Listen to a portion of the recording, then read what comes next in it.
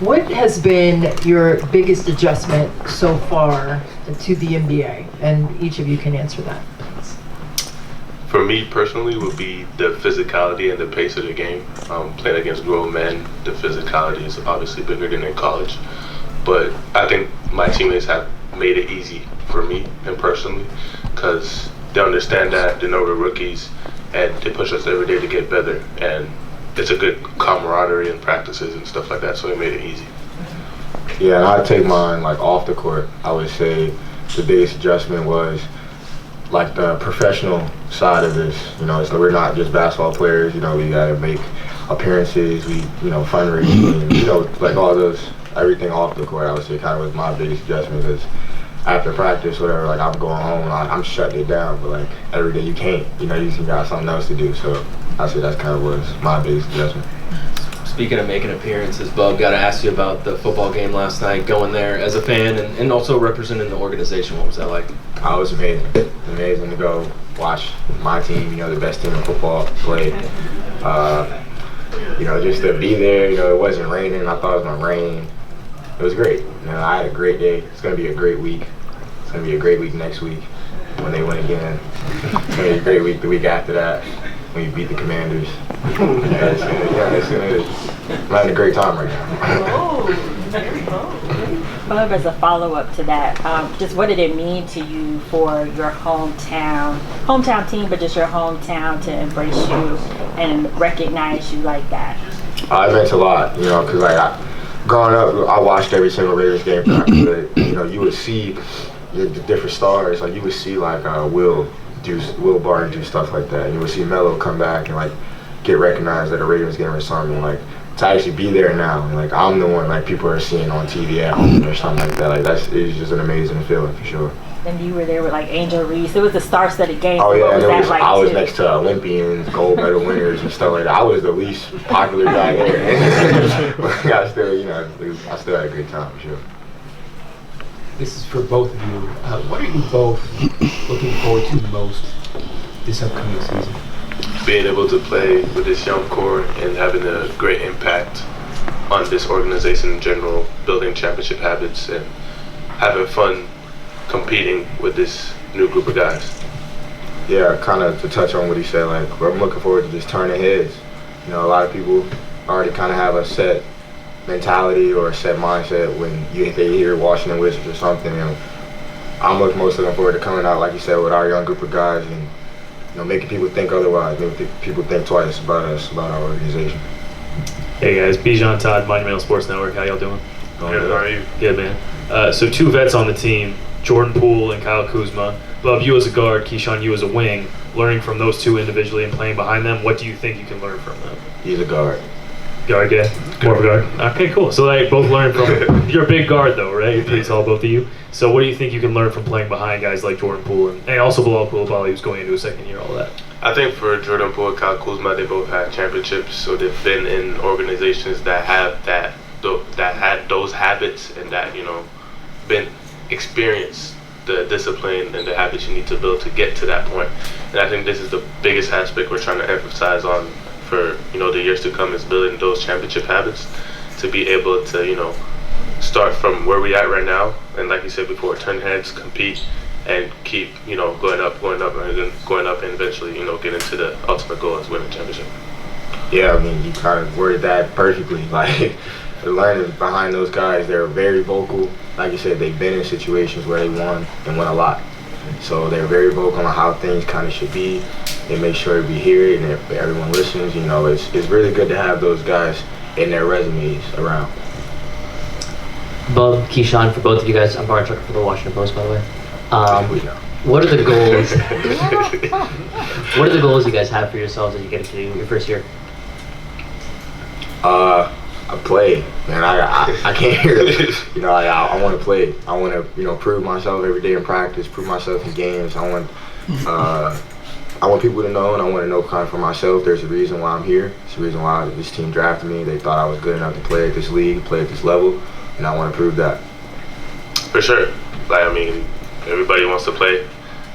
That's my number one goal this year, is to be able to gain trust with my teammates, gain trust with the coaching staff, and prove them that they put the trust in the right person. So getting on the court as many minutes as possible, and also getting experience and learning from the vets that are on our team, but also the vets that we're going to be playing against in other teams. Just being able to learn as much as possible and compete and win games. Building off of that question for both of you guys, what's it like being a young player who knows that there is probably an opportunity to play a lot early on, and just that there are going to be challenges, just sort of the sink or swim situation you guys are going to be in? I don't know about the sink part, because we're young guys in a situation where there's an opportunity to play the sports that we love, we get paid for it, and we're gonna learn. It's like, yes, there's some type of pressure, but at the same time, it's like we're gonna do everything we can in our power to do the best that we can, and then we're gonna control what we can control, and then the rest we're gonna learn from it. So it's like having this consciousness that it's not always gonna be easy, but knowing that is gonna make our job easier, because we're gonna give it our all, and then whatever happens, and we're gonna build off of that. Yeah, I would say I would look at it as just fun. This is fun. We're in a unique situation where you say, like, join a team, you're gonna have opportunities to play. Our opportunities are gonna be there. Like, I just look at it as fun. We have expectation free. We got a plan in our heads, our organization that we set for ourselves and for each other, and that's to, no matter where we at, whether people put us here or here, just to keep going up. And I feel like that's the most fun part about it. Hi guys, Josh Valdez, nice to meet you. I was wondering what you guys learned from playing this past summer, and how that compared to college. And how did you grow mentally, physically, to get ready for this season, your first season in the NBA? I would say this. It was the first time I was playing against people that are competing for contracts and having something to make their families live. So there's another dimension to competing, rather than just personal. It's also competing to provide for their own families, and I think I felt that during this summer league. And it changes in a way, but it doesn't in another way, because it's basketball and you're just competing at the highest level. At the end of the day, everybody wants to win. So I think it's just about getting reps in, getting used to our teammates, and just enjoying the process while doing that. Bub, back here. Candace Buckner, Washington Post. I'm sure you've been asked about this a lot, but over the off season, if you put in a line to Will or maybe even Melo, just the realities of playing so close to home and the challenges. I'm sure there's a lot of joy that can come with your family watching you, but also the challenges of probably playing so close to home. Yeah, I've definitely had those conversations with. I reached out to Will about it. Melo's reached out to me, and actually the person I talked to the most was actually Rudy Gay about it, and he's been really been in my ear a lot, and just telling me like the biggest challenge that you're gonna have is you gotta learn how to say no to the people that you said yes to your whole life, and whether that be family, friends, coaches, trainers, whatever the case may be. Like, you're in a unique situation where everybody that wanted you to succeed can now watch you, and they want to continue to give their 2 cents and continue to always be around, the case like that. So you say the biggest challenge you're going to do is trusting yourself and know that you got here because of your supporting cast, but you got here 90% because of you. So learn how to say no, learn how to trust in yourself, and just give it your all at the end of the day.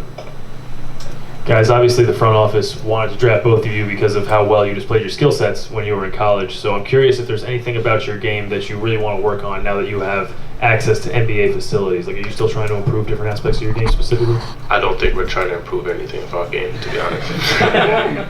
No, seriously, more seriously.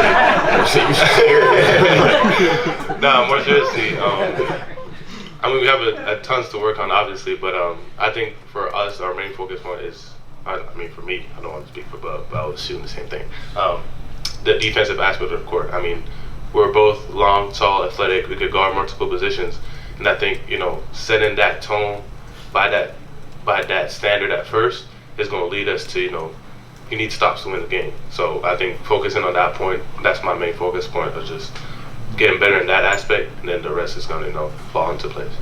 Yeah, and mine's the same exact thing. We're in a league where everyone's nice. You know, everyone can put the ball in the basket. So, I mean, our ability to do that will always be there. We'll always improve on that.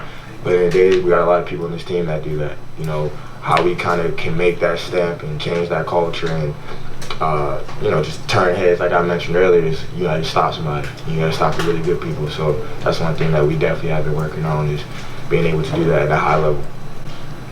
Gentlemen, Brandon, RPGC TV. Congratulations making it to the league. What are some keys that you could share to young people that are trying to strive to be in the same position as you guys are in?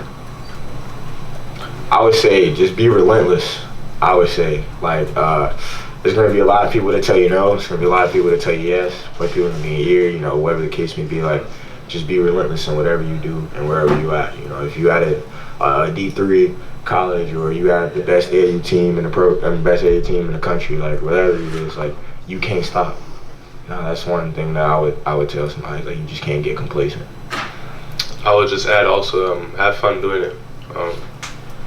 Not everybody in the world has the opportunity to play basketball, and to be able to realize that you have that opportunity, and if you're good at it, and just, you know, enjoy it while it lasts. I mean, we're not going to play basketball until we're 100 years old, so like you have to enjoy the process, enjoy working on your craft and getting better. Thank you guys. How you gentlemen doing? Good, how are you? Guys are early on in the rebuild, but how's it feel to learn underneath a head coach in Brian Keefe, who, when you look at his resume and how many players he's had a hand in developing, I mean, how excited are you to be underneath a head coach like Brian Keefe? I think it's great. I think something that separates him from some coaches is that he really cares for us. Like the whole country, that coaching staff cares for us.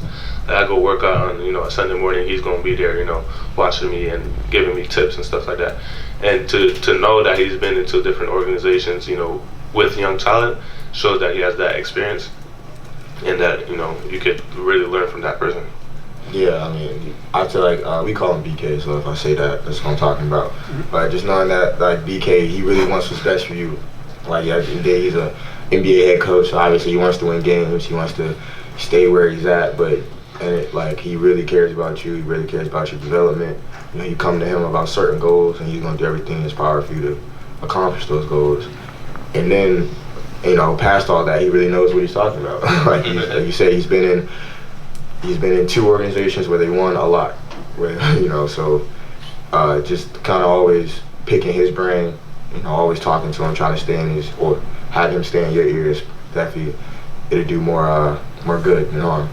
You guys already shown that you're a couple of dogs, man. Really early in the game. But how excited are you guys individually? You know, being in a rebuild where it's not so much pressure, you can learn. You know, you can just play your game. It's a great situation to be in. Not everybody gets to be in a situation where they know they're probably going to have an opportunity to compete, and just being able to go and grab those opportunities and just being able to compete, prove ourselves, and prove to people that, you know, we were drafted for a reason, and that people that didn't pick us did. Should have picked us. They're gonna regret it. Hey guys, it's not all that often that you get 3 rookies in the same class. What's the relationship between you two and Alex like? What's the connection like? These are my guys. I spent a lot of time with them, for sure. Ever since we got drafted, for real, like, we always kind of together. They partnered. And the organization really does a good job of, like, trying to keep in that bond as well. Like, they'll partner us up in drills, and we'll have, like, our lift times will be the same or whatever. You know, like, certain stuff like that. Like, I'm always with them, like, guys, for sure. Yeah, it's super cool to be drafted with, you know, 2 other guys at the same time. Like, I just couldn't really picture myself going through, like, the first media stuff, like, on my own without the draft guys next to us. And especially what makes it special is that they're good guys off the court too. They're great basketball players, but be able to have, like, a relationship off the court, you know, doing, like, interventions, going to, you know, fireplace and stuff like that together is just amazing. Bob, how'd you like that Ravens game last night? I loved it, man. I loved it. It was amazing. Lost my voice, honestly, yesterday. You guys are all set. Thank you very much. Yes.